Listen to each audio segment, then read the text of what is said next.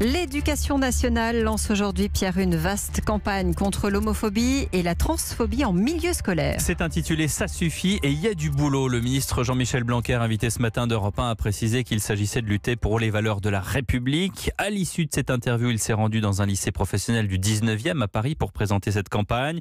Le constat lui est édifiant. 38% d'augmentation des violences homophobes depuis 2017. Virginie Selmen s'est rendue au collège Joseph Roumanie à Avignon. Elle a suivi un bénévole de SOS Homophobie. Celui qui anime l'atelier est un retraité, Alain, un grand-père, comme on l'imagine, cheveux blancs en brosse, plutôt costaud, accent du Sud. Il vient parler cash d'homophobie pendant 2 heures à une classe de 4e. Les élèves ont le droit de dire tout ce qu'ils pensent. J'ai un fils comme ça, moi je l'envoie à la guerre. L'envoie à la guerre? Ouais, j'envoie mon fils à la guerre pour qu'il s'endurcisse. Quelqu'un qui aime la même personne du même sexe, on respecte, mais on a le droit de pas aimer. C'est sale. Moi, je sais pas si les gays, on doit les appeler monsieur ou madame. Et au bout d'un moment, il y a une rumeur dans la classe. Cet homme qui leur parle d'homophobie, les élèves se demandent s'il n'est pas gay.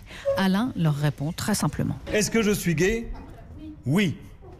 Bon, je me suis rendu compte que j'étais gay quand j'avais votre âge à peu près, en 4e. À l'époque, en France, l'homophobie était énorme. On considérait que l'homosexualité, c'était une maladie mentale.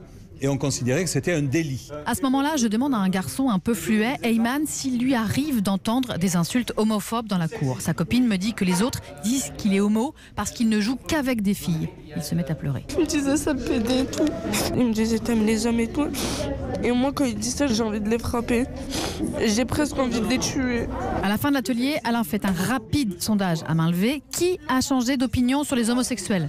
Les 2 tiers des élèves lèvent la main. Reportage à Avignon de Virginie Selmen, notre spécialiste éducation.